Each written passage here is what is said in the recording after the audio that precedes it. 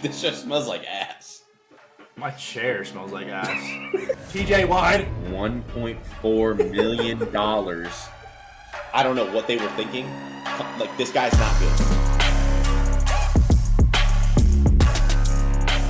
Welcome to Morningwood. My name is Jason. This is Matt. This is a sports show. What are we doing here? I don't know. Yeah. Let's start. Let's get into week one of the NFL season.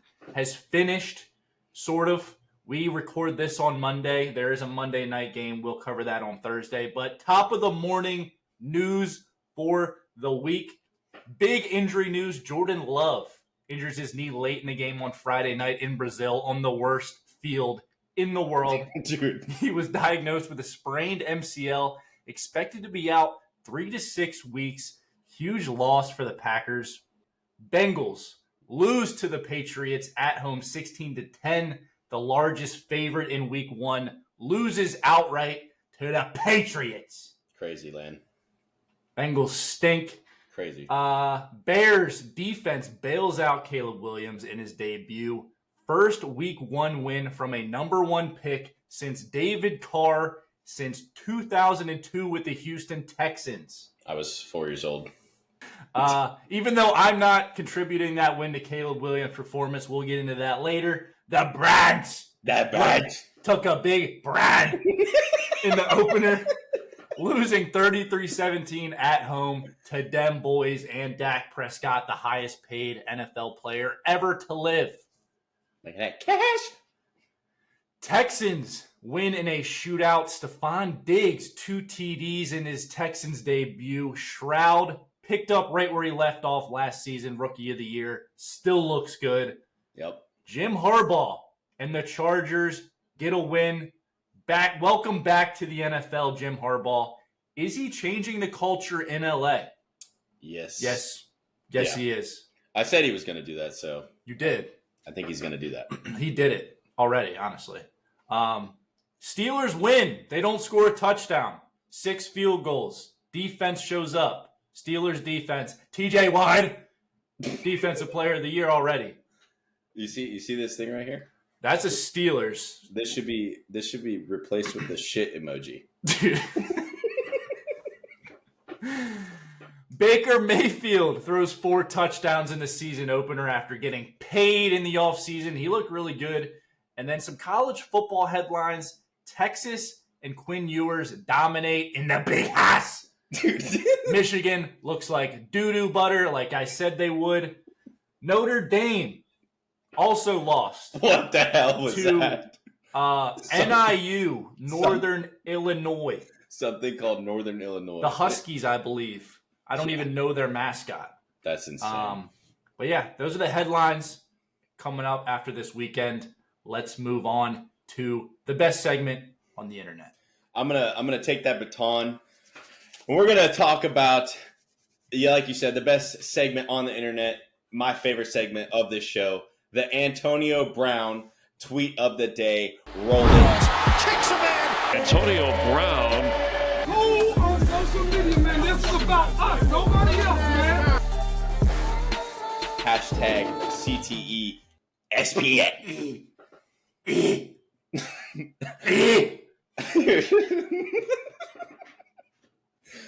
The tweet, 4 McNugget meal, the Happy Meal from McDonald's. It is $5.39. It can't throw touchdowns. It can't read the defense, but it makes people happy. Does make people happy. On the other hand, Daniel Gaka Jones is worth $160 million. Can't throw touchdowns, can't read a defense, and makes people very sad. Makes people in New York pretty sad. So, like Antonio is saying on this tweet, I'm taking the McNugget meal every day of the week. I'd actually rather have him at quarterback than Daniel Jones. I'd rather have Ronald McDonald at fucking quarterback. I did see a tweet where when he threw his pick six, people were leaving the stadium, and it was like in the second quarter or something. I don't even remember what time of the game, but it was hilarious. But that is my choice for the Antonio Brown tweet of the day. Make sure to have his noties on because it is a crazy time. Yeah, not good. Not good for New York. All right. Yeah, let's get into Let's dive deeper into some Week 1 NFL. Big news, the Bengals, like I said earlier, lose at home 16-10 to New Orleans. Burrow held 164 yards in the air, 224 total yards of offense. They lost. Not good. Not good. They lost 2 fumbles leading to 6 points for New England. Ramondre Stevenson runs. He's still running right now. 125 yards and a touchdown on the ground. New England's defense showed up. They were a main factor in the win on the road, which was supposed to be an easy win for Cincinnati. Huge thing that I just want to cover this real quick. So, Joe Burrow looked like butt cheeks. He did look like straight up doo-doo. But the media will criticize Lamar Jackson for losing to the Chiefs, Super Bowl defending champions, on Thursday night primetime by a half an inch, by a toe, by a little this much. Little tip-tap-toe. But Joe Burrow probably won't get as much criticism for losing to the bottom of the barrel Patriots for throwing 164 yards and losing by 6 points. He gets all this praise for a Cinderella run to the Super Bowl 3 years ago. Feels like 5 years ago at this point. Hasn't done anything since. Now he's the second best quarterback in the NFL. Yeah, I agree. The Bengals losing like that was wild. Kind of to look overall at our division. Division looked awful this week. Besides you guys, I know we did win. I'll talk about the Steelers in a little bit, but how Cincinnati lost, how Cleveland lost, the overall look of the division does not look as good as we thought, and a lot of people thought coming into the season. But Jamar Chase, how Burrow looked with Jamar Chase not playing as what he probably should have, and then not having, obviously, Higgins. Their second highest receiver in the air had 26 yards, and their highest on the ground yardage was 44. So, obviously, Burrow, with not much help, didn't really seem to look that great, and their offense just did not get anything going. I did see a tweet from a Bengals fan about the team not looking prepared to start the season, so I kind of looked into that, and that's probably due to Cincinnati has lost the last 3 week ones in the last 3 seasons. They've taken an L each week 1 in the last 3 years, so they clearly do not start great in Cincinnati. I'm not sure what that is, whether that's the coaching and preparation. They've only played great for 1 season since Joe Burrow has been their quarterback there. That's why. I mean, that's not wrong either. But yeah, I did see that on Twitter. Also, Cincinnati, I know our division has a bunch of hard or tough schedules, pretty much for all of us. They're kind of different ranked, but most of them are pretty rough. And losing like that week 1 to New England does not set them up for success at all. That's definitely a tough loss. So interested to see how that kind of comes back later on in the year, if that haunts them, maybe if they are in the playoff hunt, which I still think they should be, or, is a team that's capable of doing that. I know you're kind of on the opposite end of that. They can do it. I know I make fun of them a lot, but they can definitely do it. But will they? Yeah, No. that's the question. But yeah, overall, Burrow didn't look great. The offense didn't look great, and interested to see if a loss like that, maybe it's a sign of stuff that they have problems wise. But not a great week 1 showing from Cincinnati. But another game that we want to touch on is the Texans beat the Colts in Indianapolis. They win a big back and forth battle, 29-27. Really quick, just this is the great thing for this division. I think this is probably going to be the most fun division to watch this year that people might not talk about much. But Joe Mixon, beast on the ground, 159 yards, 1 touchdown. He was toting that thing for 5.3 a carry. Give that man the ball twice, and you guys got a first down. So, but both young quarterbacks put on a show. Richardson had a decent amount of great throws, but that one 60-yard handoff he was basically slipped. He fell basically almost off his back foot through a 60-yard handoff on a rope. crazy talent, fun, exciting to watch for the next who knows how many years. Great game for both of them though, and I think it's definitely a preview for what that division is going to have. Good young teams, good young quarterbacks, and I think it's going to be a fun watch. But great game they had in Indianapolis. Yeah, and two big notes like the Texans were really good, obviously last season, and then they add Diggs and Mixon, who were pretty much the highlights of that game yesterday. Yeah. Stroud looked great, 24 for 32 with 234 and 2 touchdowns, both to Stephon Diggs. Like you said, Joe Mixon went wild. So Joe Mixon and Diggs, the two new pieces to that offense, really show up for them in week 1. But this game did come down to the last drive. If I was a Colts fan, I would be pretty happy with the way AR-15 played, especially in the fourth quarter. Put two, like when he needed to go down and drive and get a touchdown, he did in the fourth quarter. But it really came down to who had the ball last. CJ Stroud got it done on the last drive, ran the clock out. AR didn't get a chance to get back on the field to maybe go down and kick a game-winning field goal. But looking at the next couple of weeks for the Colts, I wouldn't be too worried if I was a Colts fan. They go to a Jordan Love-less Packers next week, then host the Bears, who did not look good even though they got a win. The Steelers didn't score a TD and won. They host the Steelers, that are at the Jags and the Titans. So I think if AR can keep that up, the offensive production can stay up, they could win 3 or 4 of those games and still be all right. Yeah, no, I agree. I definitely think like watching those two compete for the next who knows how many years is going to be probably one of the more fun watches in the league. So yeah. Moving on to the Bears and Caleb Williams. They come back from a 17-0 deficit, but Caleb Williams in his Bears debut, his NFL debut, did not look good, throwing for 93 yards, only completing 14 of his 29 pass attempts. A blocked punt returned for a touchdown by the Bears in the third quarter, and then Will Levis trying to go down and score, throws a late pick 6 in the fourth quarter to seal the deal for the Bears. Yeah, overall, this was a strange game. Obviously in the beginning, the Titans came out. They looked like they were gonna, run away with this one. Then they came in the second half, didn't score a point. One thing that I wanted to highlight was the Bears' offensive line, especially the interior. They did not look good at all. I'm not even sure if it's fixable. They had so many problems up there. I know a lot of the plays that I saw on Twitter or throughout the game was him trying to extend the play. He had one where he was backpedaling, kind of thought it was like USC all over again. It's not like that in the NFL. It's hard to get away with those type of plays, coming from college. But that middle of that offensive line looked awful. Especially there was one play I saw on Twitter. I didn't see it during the game, but there was a blitz Tennessee had, and the linebacker that came straight down the middle over the center just destroyed the center and blew up the play. Basically a highlight of how the offensive line looked as a whole just in that one play. But yeah, I don't know if this is more on the Titans. I know this was kind of your sleeper team too, which I actually, did kind of think after you talked about it, like, oh, I could be wrong on the Titans, but they come out and go scoreless in the second half. I know they did have the block punt and things, but just as an offense, they won the possession battle. They had the ball for quite a while, but they just could not get things going in the second half at all.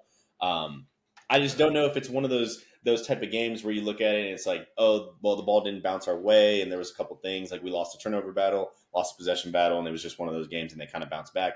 Or if this was just like maybe the Titans look like doo-doo and it's going to just be like that. But moving on to the next game is my team goes into Atlanta, wins off of no touchdowns. I don't know the last time that's ever happened, but we'll take it, I guess.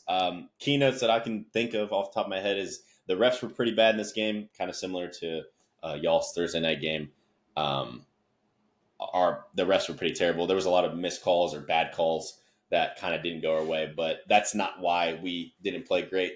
The biggest positive as a Steeler fan or for Steeler fan out there should be the defense.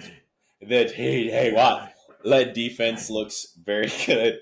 As always, this has been kind of the highlight of the team for the last 3 years. He was basically I saw a clip of Atlanta's coach saying that they weren't going to let TJ ruin the game or wreck the game Right. going into the game, and he was making plays left and right. He only had one sack, but it felt like he had like 15 QB pressures throughout the game. I mean, he was breathing down Kirk's neck the whole game. He had a big tackle for loss and a run play.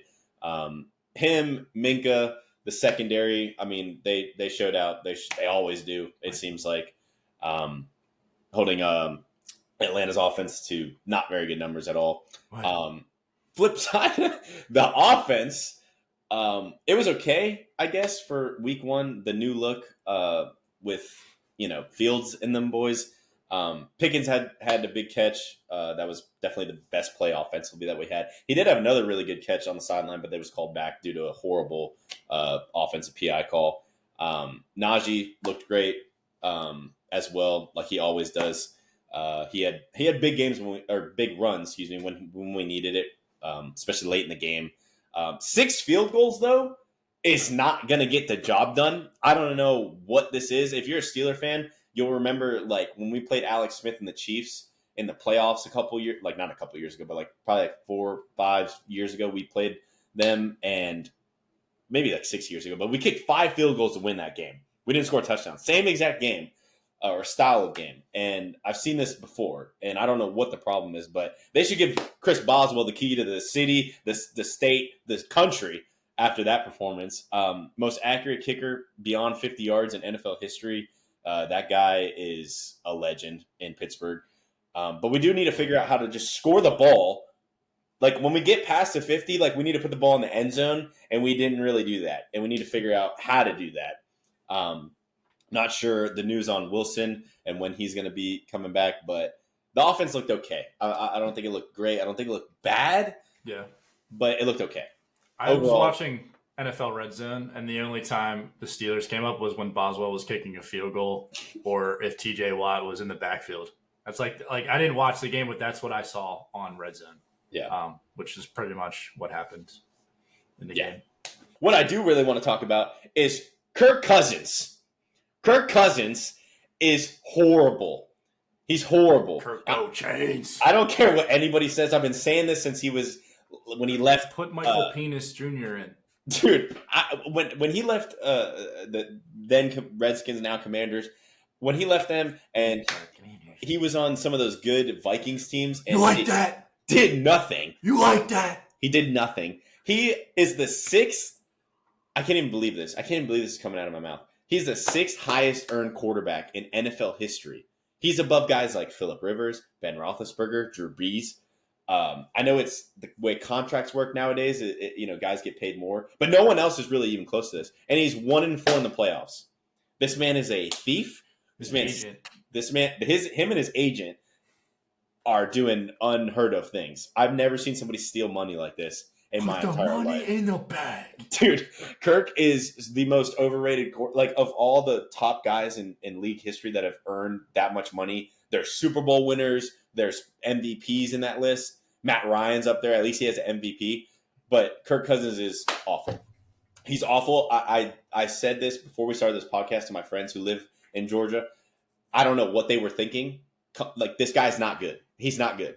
And I'm not going to say he's dog shit. I rarely will say that about, like, NFL players. But, like, this guy is terrible. I had to say it. I can't. If I was an Atlanta fan, I would literally be I'd switch teams. Yeah, I agree. Kind of. I don't think he's that bad. No, he's week 1 against probably the best defense, top 3 defense in the NFL. Overall, like career wise. He's 1-4 in the playoffs. I get it. 1-4 in the playoffs. And he's making $1 billion. I mean, so is Dak Prescott, and he's the highest paid player ever. I mean, at least he won. Let's move on, I think. So you don't pop a blood vessel talking about Kirk Cousins. I hate that. Packers in a, like you said, terrible field, sloppy slip and slide out in there in Brazil. Packers fall to the Eagles, 34-29. All I know is whoever let Saquon somehow go to this Philly team that was already good. I hate them. In division. In division, here's our best player. We're going to play y'all twice a year. Have fun. We're going to now want to, I guess, defend him twice a year. No one wants to deal with that. Came out, had a great debut. 3 touchdowns, 2 on the ground, 1 in the air. The catch in the end zone was insane for a running back. Yeah. Overall, great game from Philly. Weird kind of back and forth. The field, I don't know what everyone's take is on going to Brazil, but that game was interesting. It was a good game, but the conditions and the stuff that I heard about the players not really liking it, I don't know how we're going to look at going to Brazil or going back there or how the overall trip was, but the game itself was good.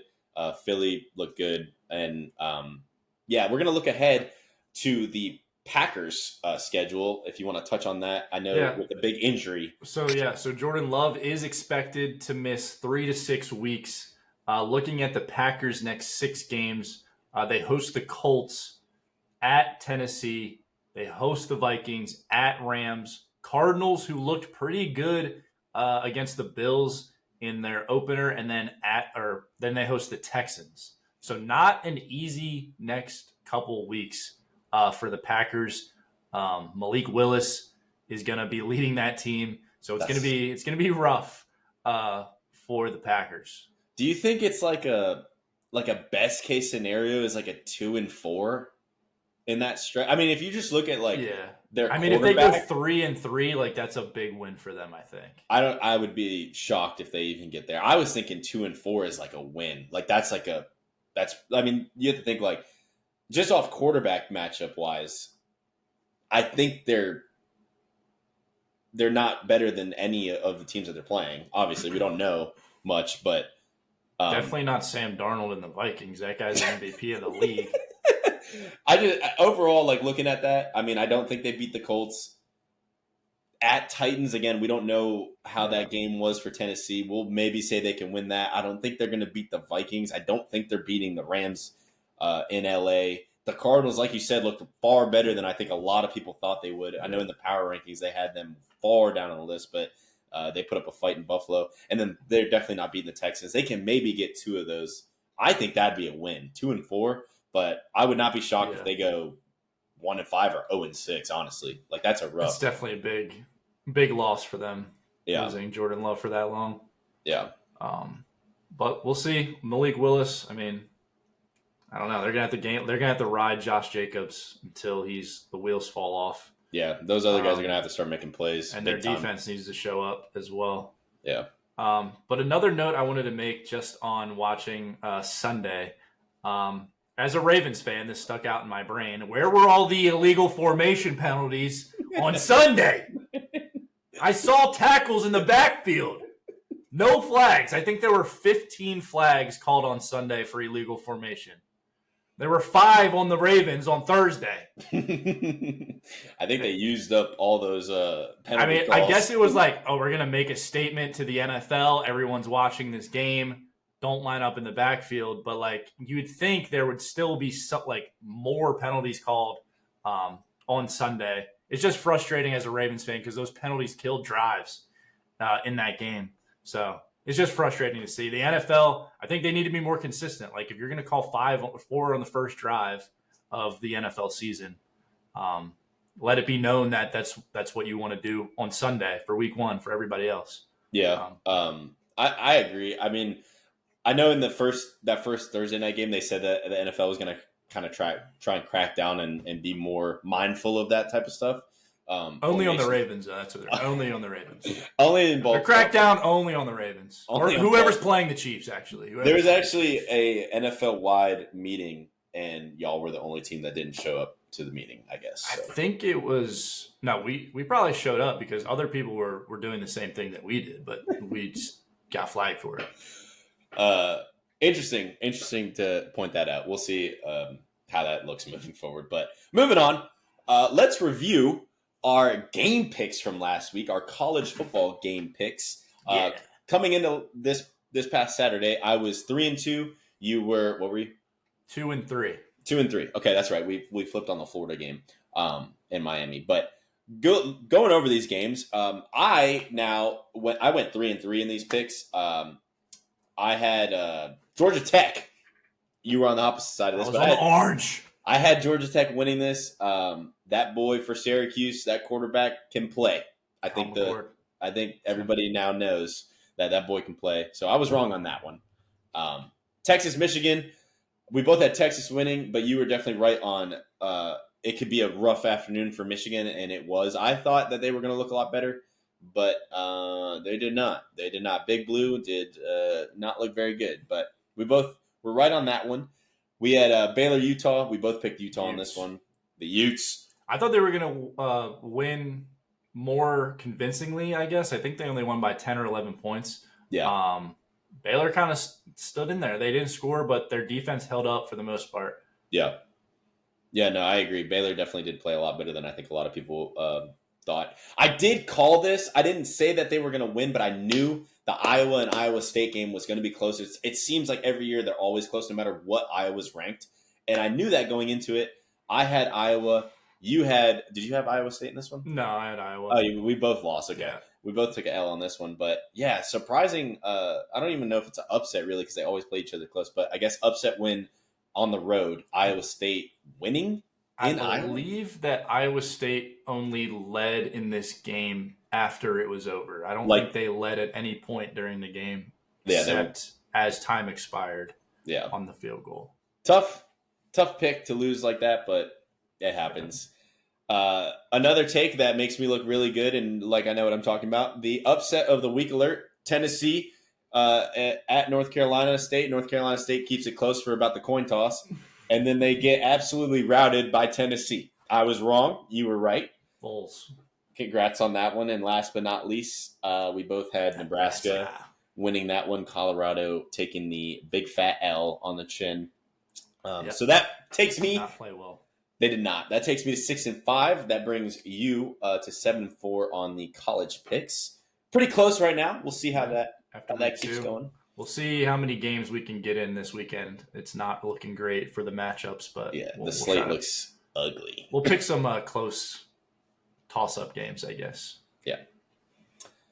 All right, let's break down break it down. Some college football. We did that with the NFL. We're going to talk a little bit about some college. You were right about the Texas game. Let's have you talk about that a little bit. Yeah, so the biggest game of the weekend, Texas goes into the Big House and routs Michigan 31-12. Michigan scores like a garbage time touchdown at the end of the game, so it really wasn't close at all. Quinn Ewers threw for 246 with 3 touchdowns. Another bad game from Davis Warren, only 204 through the air, 1 touchdown, 2 costly interceptions. Like I said, previewing this game week 1, Michigan's offense is going to be a problem. If they can't score, Texas is going to be on the field. And I did think Texas would have a little bit more of an issue with Michigan's defense, but they pretty much they put together long drives, moved down the field, didn't really have the explosive plays that I was expecting. Like Texas has a lot of speed at wide receiver, but they just drove down the field, getting first down after first down after first down. Michigan, I think they still obviously have a great defense. But you can have a good defense, but if they're always on the field, a good offense is going to figure out how to move the football. And that's what happened with Michigan. 4 turnovers in 2 games for Michigan, and only creating 2. And they played Fresno State week 1. So it's not looking good for Michigan right now. Yeah, no, I agree. I think that one of the biggest problems in the way college football has moved since like the days of where Alabama and LSU could just have great defenses and not really a great quarterback and still win or get to the national championship. Not having, I know, Michigan's quarterbacks over John Harbaugh's years there weren't great, but last year they had a guy who can get the job done enough with a great defense, kind of like Stetson Bennett. When you have a whole team around a guy that can get the job done, and you have playmakers, it takes a lot of the load off. You don't need a Heisman candidate, but this is bad. I mean, their quarterback play is very, very bad right now, and that's not going to work, like you said, with just having a great defense. They're going to have to put points on the board. But I agree. I also want to give credit to Texas because they looked really, really good. They did. They're obviously a top 3 team in the nation. They looked really good. And Michigan just isn't in that echelon anymore without Harbaugh, without McCarthy, without Corum. So, yeah, I just want to give credit to Texas because we're kind of dumping on Michigan, but Texas is really good. No, yeah, they are. They're well coached. I mean, Yeah. they're well coached football team. Next game we're going to talk about is the University of Miami. My Hurricanes host the Florida A&M Rattlers, and they win big 56-9 at home. Is the U back? I don't know. We'll talk about that in a little bit. Miami's 2-0. Yeah. They're looking like the head favorites right now, the front runners of the ACC. I had good expectations this year. I thought that we were going to be obviously more improved. We've had 2 good recruiting classes. I like what Mario's doing. But overall, looking at the ACC, Virginia Tech looked like doo-doo yesterday against Marshall. They didn't really have much of a bounce back after the week 1 loss. Georgia Tech losing to Syracuse, and Clemson seems to be like hot and cold, like the Dabo trend that I said is coming. So I'm not sure about Clemson. They obviously put a hurting on App State, but it's App State. I don't know. I don't know what to make of Clemson. But overall, I think the ACC is wide open for Miami. We definitely look like the most consistent team as of right now, which is awesome. And the best part about that is, like we've talked about in previous episodes, is the favorable schedule moving forward. We don't play Clemson. The toughest teams we play this year are probably going to be like Georgia Tech and Florida State as far as rosters maybe are concerned. We do have some trap games thrown in there, but overall, if we keep playing the way that we are, this is a favorable. I said 10-2 could look like an 11-1 season for Miami, which is awesome. They might not lose. Honestly. They might. Looking at their schedule, like they could win out. They could. My brother has said that, and I have been like a little bit held back on that take, just because we haven't really shown. There could always be that one day where they don't show up and the other team is playing really well. But I mean, just looking at it on paper, I wouldn't say they're going to lose. Like if you look at each matchup, how they are. Yeah, as of right now, the way we look, I wouldn't be shocked if we didn't lose a game. But the biggest plus, or the 2 biggest pluses, in my opinion, for Miami is the way Mario is moving that program and the culture that he's setting and trying to build down in Miami is definitely one of the best things we've seen in a while. Definitely something that we've been lacking, in my opinion. That was the biggest, pluses of the program, were the culture that we've had in the 80s, the 90s, the early 2000s we were basically Bama before Bama was a thing. And that's what he's trending towards building. And I really like what he's doing down there. The recruiting classes, like I said, how he's coaching. I think the biggest thing is the players look like they're buying into what he's selling. And that, as a coach, is the biggest thing you can ask for in college football. And the second best thing is Cam Ward. I mean, this guy is we finally have a quarterback. Like I said about Michigan, if you have a team around a guy, you might not need a Heisman candidate. We have a great team and a guy. Like, this guy looks really good in the pocket. I've been seeing some tweets and stuff from Miami fans that are funny, but he looks, I don't want to say he looks bored out there, but he looks very comfortable. He looks very, I don't even know what the word is. He looks very seasoned, I guess, as a senior. He looks very comfortable back there. Someone said it looks like Jokic playing football. He's very calm, cool, and collected, and looks bored almost. So it looks like the game's moving really slow, and I just like the way that he's been playing. Obviously, that's the second biggest highlight for Miami moving forward. If you're a Canes fan, definitely the most excited I've been in years. All about the U. The U looks good, and I'm happy about that. Let's move on to the Oregon Ducks. Should they be worried? They are 2-0, quack, quack. Quack, quack. But they beat Boise State on a field goal as time expires in a game where they were supposed to dominate. They were supposed to dominate last week. 2 back-to-back underwhelming wins for Oregon. There are questions on that O-line. Gabriel was sacked 4 times just in the first half against Boise State. That could be an issue when they get into conference play if they don't figure that out in the Big Ten. They go to Oregon State next week, which on paper is their toughest matchup of the season. They still have to play Ohio State. They play Illinois. They go to Michigan. So they need to figure it out.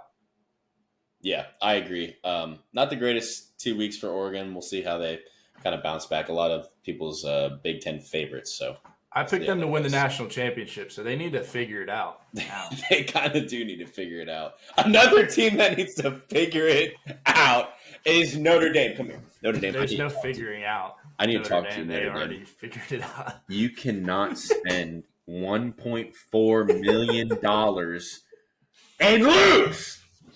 You can't. That's Who'd they lose to? something called Northern Illinois. Do they even have a football program there? I don't even know. NIU. Put some respect on the Huskies, I think. The Notre Dame Fighting Irish lose 16-14 after missing a game-winning 62-yard field goal. We'll be seeing you, Notre Dame, just like we talked about last week. Is FSU done? They're done. Notre Dame is done. I don't care if they win the next games by 7. Notre Dame Fighting Irish. They're done. They're done. Shout out to Todd Schmidt. They're done. They're done. You paid $1.4 million in what was supposed to be a blowout game. You called up the Huskies and been, hey, can you come here week 2? We need a whooping game to kind of build the confidence of the team. No, they said we're coming in and beating you. A tune-up game. A tune-up game. A tune-up game. This turned into the funniest moment of the season so far. I thought it was FSU looking like dog shit against Georgia Tech, but it is now Notre Dame losing to the Huskies at home as the 5th-ranked team in the country. FSU and Notre Dame need to play in this fucking shit bowl.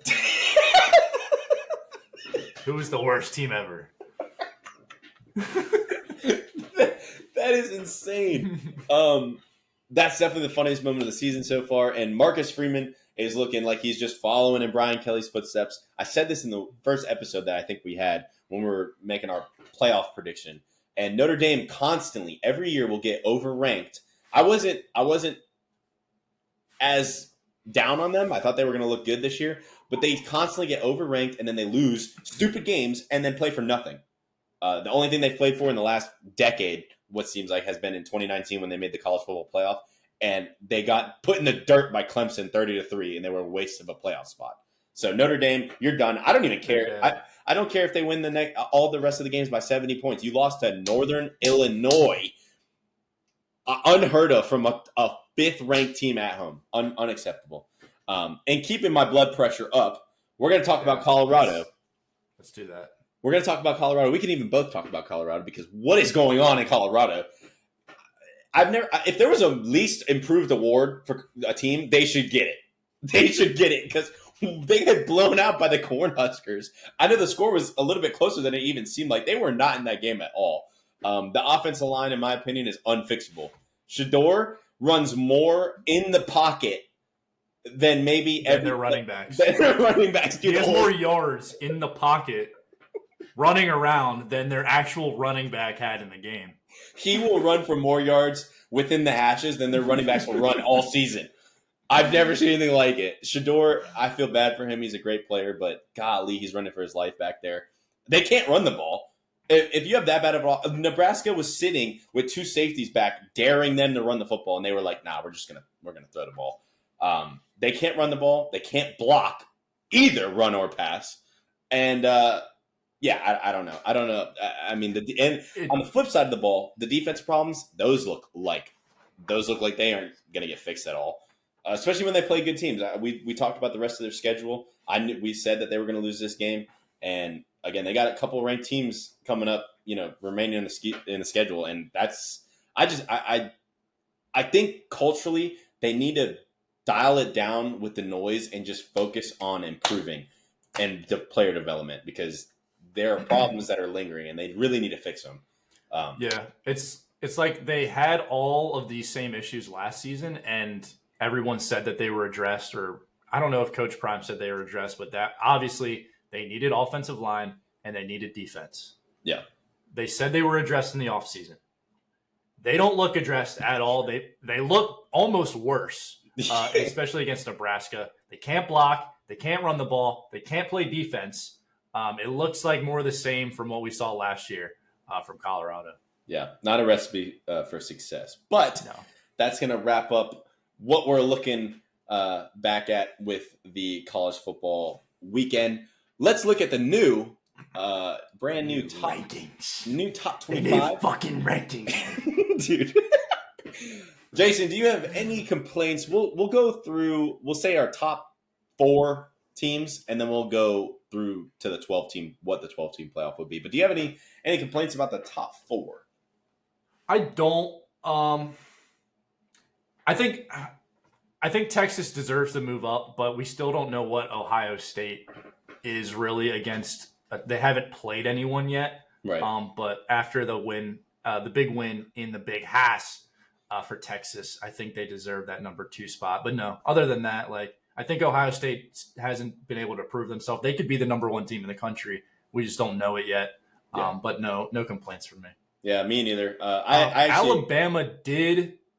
They got it together in the second half, but I think they were losing by 1 point to USF at some point in the second quarter. But they adjusted at halftime, came out, didn't let them score, put up some points. So yeah, I agree with the Ohio State take. Of the teams that we don't really know much about, they are still handling business against teams that they should be. Yeah. So that's a good sign. But I do agree with Texas being number 2. I think that win in Michigan, kind of a statement win, I think that's correct. I think the top 4 are good, right where they should be. 5 through 12, let's go through what would be the 12-team playoff right now. The only one I'm questioning really after that to probably about 10, even to 12 is Missouri. Is Missouri for real? Are they the 6th best team in the country? Another team that really hasn't been able to prove how good they are yet. Interested to see how they pan out. I know looking ahead, they have Alabama coming up. They have Oklahoma coming up. They do play Auburn. So we'll see if they're for real. That's a bit of a question mark for me. And then I think personally, it's growing on me. Again, I was trying to stay as calm as I could about Miami, but I personally think they should be 8th, in my opinion. So we also have to make sure, like, when we look at, we take the top 11 because, like, there would be, like, a Mid-American conference who the highest ranked would get in the playoffs. Yeah, that's And true. Right now, that's Northern Illinois at 25th after beating Notre Dame. So technically, if the playoff was today, Huskies, baby! Northern Illinois would be in the playoff. And they would get absolutely routed by, like, Tennessee or somebody. I don't even know. Yeah, they would. But, yeah. Forgot about that. So Tennessee does move up 7 spots. Missouri, they move up 3, but I think that's because Oregon drops and Notre Dame drops. Notre Dame dropped out. And Michigan, they beat Buffalo by 38 points. But, yeah, they just move up because other people drop out. Tennessee moves up. Big win. I think because they blew out NC State and because of Notre Dame and the other teams dropping off there, I think the biggest movers north this week after that big win. What do you think about Penn State staying at 8 after escaping Bowling Green at home?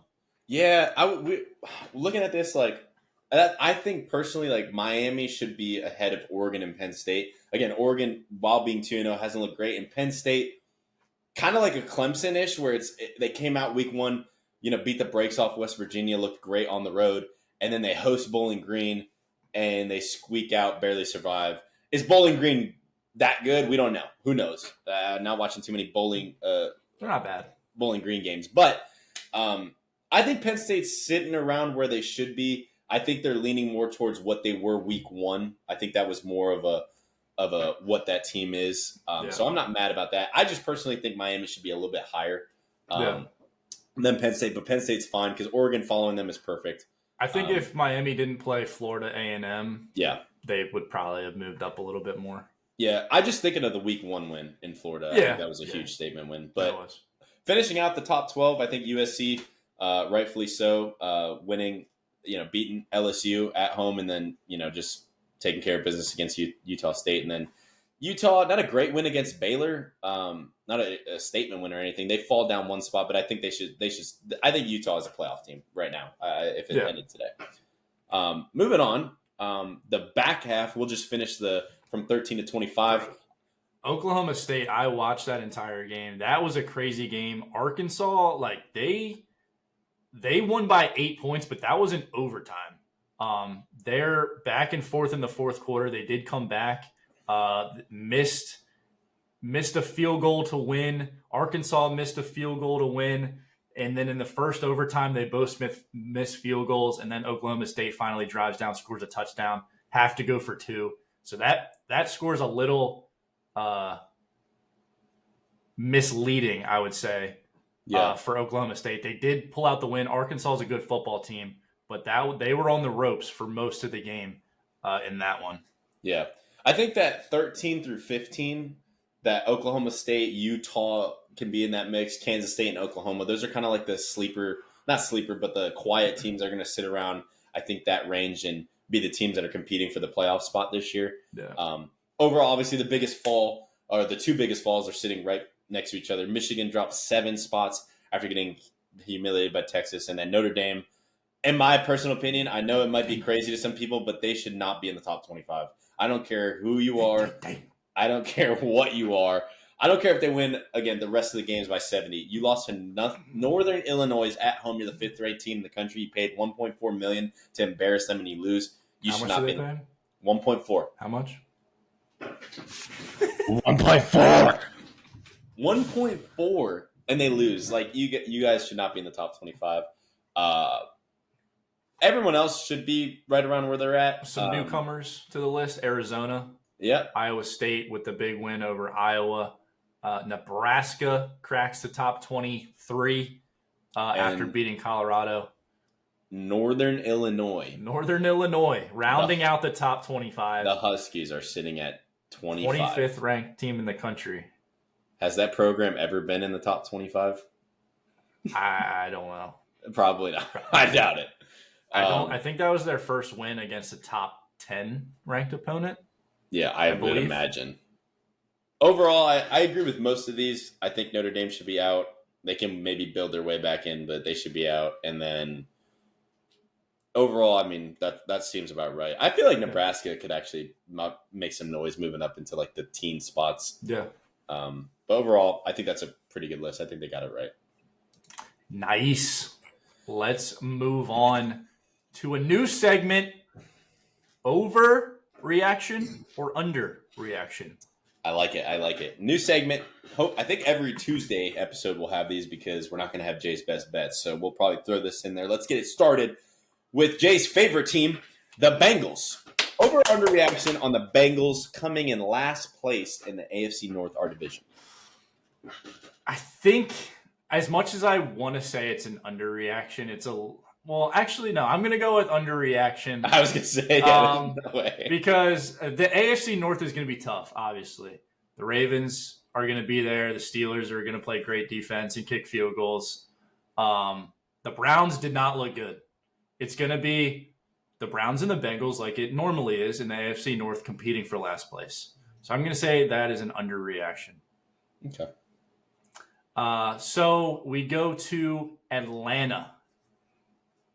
Does Atlanta start Michael Penix Jr. by week 5? I think that is. Now I hate Kirk Cousins, so I'm gonna go. I'm gonna go with it. Honestly, I wasn't sure after earlier if you actually like him or not. I think this is an underreaction. I personally think I think they should be going this week. Start the young buck. And Kirk Cousins should be working the concession stand during the games on Sundays. I could see that happening, honestly. It probably won't, but I don't care. I hate Kirk Cousins. I'm going underreaction. Start the kid. He looks better already. I don't care. That's my take. All right. Over underreaction on the Buccaneers, who I think I had around 7-ish wins, somewhere in that area. Over or under reaction on the Bucs winning 12 games this year? I think this is a little bit of an overreaction. Okay.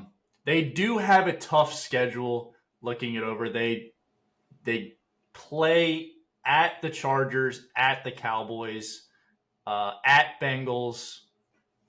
Wait, no, just kidding. Not at Bengals. That was preseason. They do play the 49ers. They play the Chiefs. So they play the Ravens. They play the Eagles. Tough game. They play the Lions. They do actually have – they have a first-place schedule. So I'm going to say that's an overreaction. I think they could get – they did look good. Baker did look good, 4 touchdowns. But I think they're sitting around like 8 or 9. Yeah. Fair. Let's move to Caleb Williams. Is Caleb Williams a bust after throwing 97 passing yards in his debut? This is definitely a underreaction. No, I'm kidding. This is an overreaction for sure. I know a lot of people are going to dog him on Twitter and stuff. Definitely an overreaction. I think this was that Tennessee game. This was one of those weird games where it looked like a week 1 game. It looked like a rookie, another young quarterback. They looked sloppy, not really prepared. I think Caleb will be fine.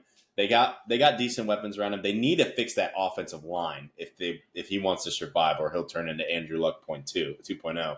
But definitely an overreaction for sure. Okay. Favorite to win the offensive rookie of the year. Yeah. One of. So I'm going to go with overreaction on this one. All right. Moving on to the team you believe in, or maybe still do or don't. I don't know. We're about to find out. Colorado regresses. Now, a lot of people have them winning more than 4 games, how they were projected last year, because they won 4. They were supposed to win more this year. Colorado regresses over-under reaction, only wins 3 games this year. I think this is an underreaction. Dude. Like, after watching the first 2 weeks, like before the season, I really thought Coach Prime was going to address the issues in the offseason, like we said, like the offensive line, the running game, the defense. It doesn't look like they did any of that.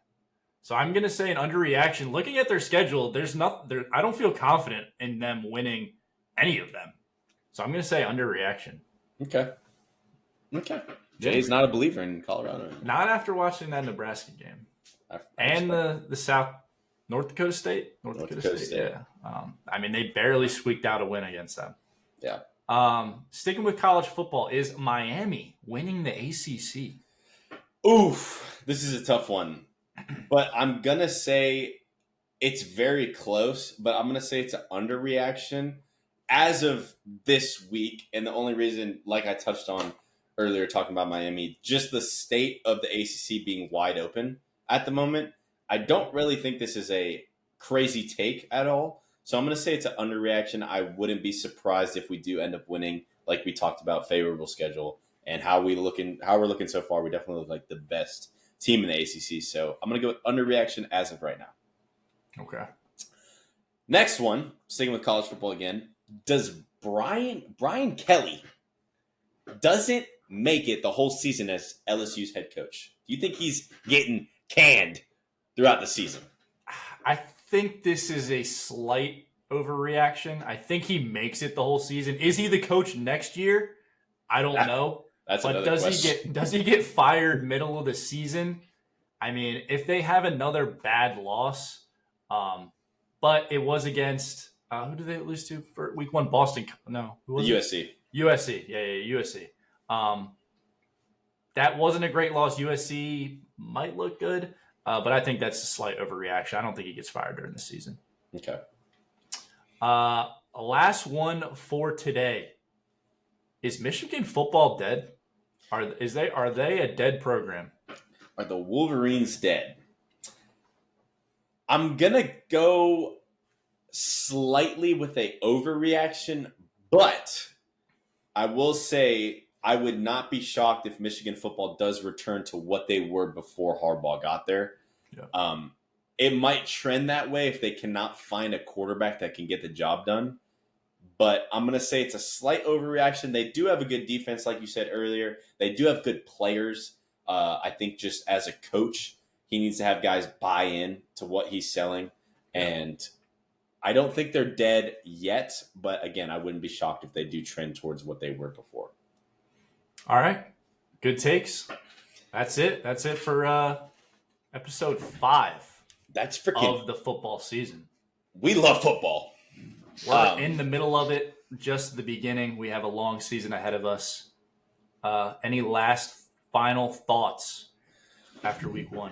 I know it's the slate of college. We'll look more into that for the next episode. It doesn't look great, but I do think the NFL games are pretty good this week. We got a game tonight. The Jets take on the 49ers when we're recording this. We'll talk about that, obviously, in the next episode. We'll have Jay's bets in the next episode. We'll recap our picks for NFL week 1 as well. We will break down our records for that. And yeah, cover any news that we got in the next few days. But overall, Sweet. That's it. We're done here. Have a great week. We'll see you in 2 days. We love you. This is a sports show hosted by 2 idiots, and those 2 idiots are signing off. Come on.